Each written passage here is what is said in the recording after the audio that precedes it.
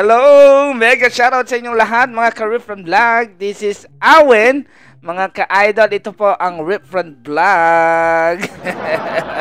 Ayan, kamusta kayong lahat dyan? Sana naman kayo ay okay na okay sa kung ano man ang mga ginagawa ninyo sa buhay ninyo.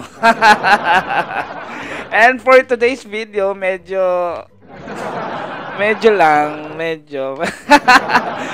nakakainis. Pero ano bang video to? Grabe. Magagawa tayo ng reaction video kasi nabalitaan ko na basta. Pero bago ang lahat, syempre, ito muna ang sayo natin! Aluy sa kalabaw! Yes!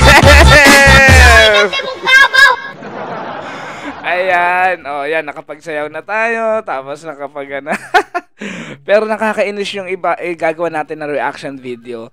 Nababalitaan ko pa lang. Naiinis na ako. Oo. As in. Nabasa ko pa lang sa Twitter yung headline. Oh my God. Pero hindi ko pa napapanood yung buong balita.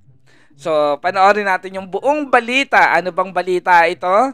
Eto na, ipe-play na natin siya, mga kaibigan. Ipe-play na natin siya. Eto siya. Asan ba yun? Nawawala. Ayan. Bakit? Grabe.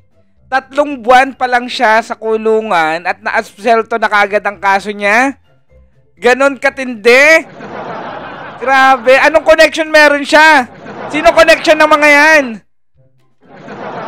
Ay, oo nga pala, ang tatay nga pala niya is, Chief of Justice ng DOJ. Magtataka pa ba kayo? Nakaabang na sasakyan. He's doing good, he's very happy. Of course, he's very thankful to the Lord, our God. Ay, talaga naman thankful, drug lord. Ay, hindi pala, ibang lord pala yon. Sa 34 na pahinang desisyon, sinabi ng korte na hindi napatunayang may intent to possess si Juanito Jose sa 900 grams na kush o high-grade Seryoso ba yun? Seryoso ba yung korte na yun? marijuana na i-deliver sa kanya noong October 11, 2022 sa Talaga ba? Seryoso ba kayo? My God! Dahil dito, may duda na umano sa integridad ng drogang nakuha kay Juanito Jose. Sobrang naman yun. Nasaan sila? Nagtatago. Ba't hindi sila piniresent? Kaso, pag mahihirap, matagal ka nang nakakulong. Matagal ka pang makukulong at bago pa masistensyahan ng kanilang ang kanilang mga kaso. Pero pag mayayaman talaga, tingnan mo naman ang connection niya, DOJ chief. Ng kaso, inaresto siya. Oo nga naman. Bakit ang bilis ng pag-usad ng kaso niya? Special treatment? Sabi ka dyan, ha? Guidelines from the Supreme Court, that was 2017, that all nanloloko ba to? Criminal cases, especially yung mga non-bailable offenses. And there will always be critics, no matter how much you do for the country or for the people. There will always be the bashers, and that's part of the life that we live as leaders of this country. Sa isang pahayag, sinabi My naman ng God, PDEA my na goodness. nirerespeto nito ang desisyon ng korte at pag-aaralan kung bakit naabsuelto si Juanito Jose para hindi na mauulit sa mga susunod na operasyon. Mike Navalio, ABS-CBN News. Grabe naman yan. Sobrang grabe. Ang bilis ng pagkakaresolba ng kaso, naabsuelto sa kaso.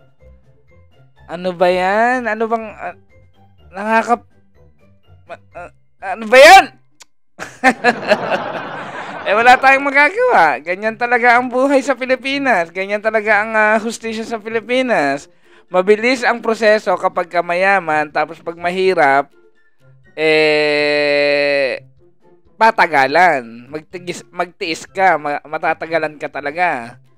Pero kapag ganyan, nasa administrasyon pa yung kanyang yung kanyang tatay, may connection, hindi daw pinakalaman, sana lang hindi pinakalaman.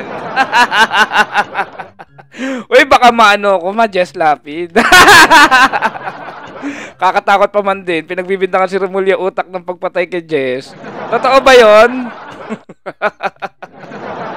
Uy, wag baka ma-Jess lapid ako ha.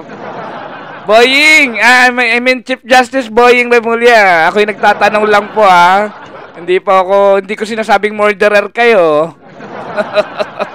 Nagtatanong lang ako kasi yung po yung sinampang kaso sa inyo ni Bucor suspended Bucor ang pangalan nun, nakalimutan ko tuloy. Ay siya, wala tayong magagawa. Yun talaga, ganyan talaga. Justice is served daw, sabi ni Chief Justice Boying Remulla pag sa anak niya, ganun. Pero kapag ibang dapat pinapatay daw. Pag sa kanyang anak, due process ang kailangan. Pero kapag iba, ang galing magturo. Nagtuturo ng ganyan, ayan, komunista ka, ganyan-ganyan ka, ganto-ganto ka. Alam namin, totoo yan, ganyan-ganyan. Tapos red tagging. Ang galing-galing niya magganon.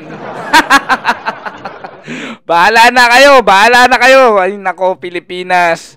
Ang hirap sabi nga ni Leia Salonga before, hay, nako, ang hirap mong mahalin, Pilipinas. Ganun talaga. May mga tao, may mga talagang ang hirap i-explain. Yan ang ating reaction video para sa balitang nakakaiyamot, nakakainis, at walang kakwenta-kwentang balita. Grabe, nakakainis yun na. Kayo na bahala dyan, guys!